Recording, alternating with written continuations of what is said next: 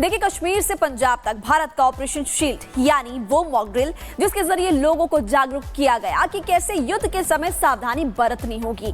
लेकिन इसी mock drill से पाकिस्तान अब खौफ में। यही मॉक ड्रिल उनके लिए रत जगह से कम नहीं थी, क्योंकि उन्हें ऑपरेशन सिंदूर पार्ट 2 का डर सता रहा था। खास रिपोर्ट देखिए।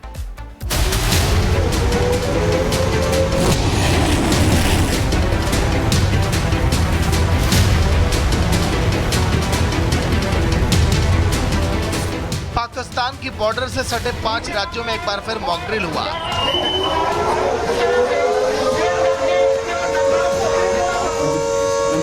अगर यहाँ से बाहर जा रहे हैं अभी। ठीक वैसी ही मॉक ड्रिल जो ऑपरेशन सिंदूर छेड़ने से पहले होने वाली थी। इस बार मॉक ड्रिल का नाम सुनते ही पाकिस्तान खौफ से भरा हुआ था। उसे वो रात याद आ गई जब भारत ने बहावलपुर और मुदिरके में मौजूद लश्कर और जैश के हेडक्वार्टर को पूरी तरह से तबाह कर दिया था। तो इस बार पाकिस्तान का थर थर कांपना लाजमी था।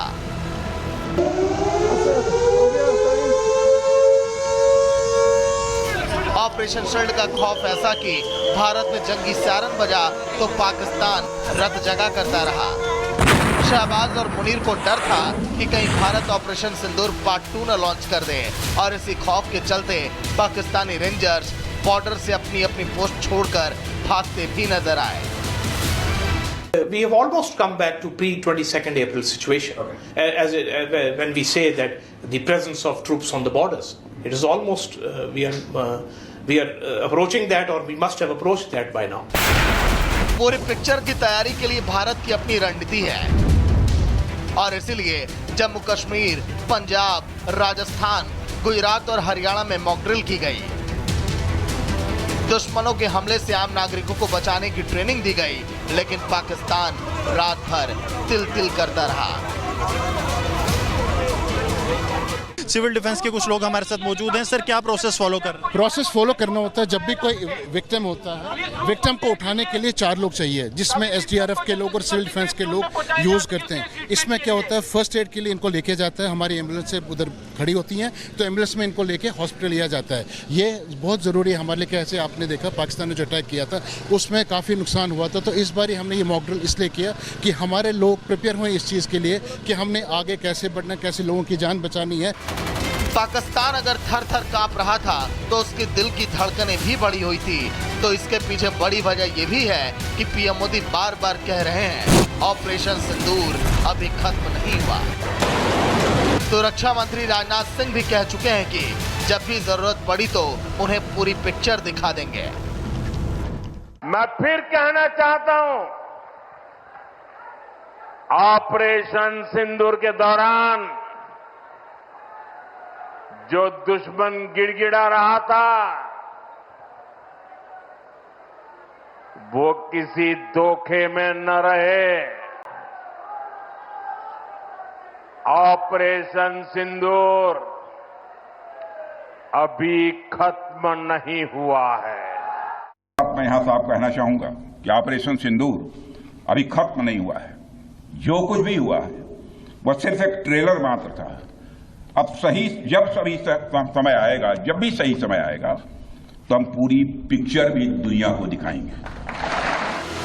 यही वजह है कि शहबाज और मुनीर के साथ ही पाकिस्तानी आवाम इस बार मॉक ड्रिल और ऑपरेशन सिंदूर को जोड़कर देखा जा रहा था।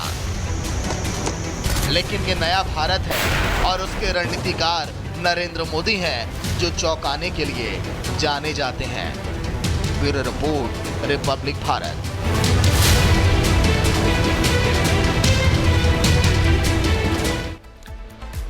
सिंधु जल समझौता रद्द होने के बाद बौखलाया पाकिस्तान अब जगह जगह दूसरे देशों में जाकर गिड़गिड़ा रहा है। मुल्ला मुनीर और शहबाज शरीफ हर जगह जाकर दूसरे देशों में पानी की गुहार लगा रहे हैं और बता रहे हैं कि उनका देश कैसे सूखे की हालत में है और पानी के बिना वो चिल्ला रहे हैं वहां के लोग। यहां की तक कि पाकिस्तान के जो सांसद हैं अब वो भी कह रहे हैं कि अब भूखे मरने की नौबत आ गई है। रिपोर्ट आपको दिखाते हैं।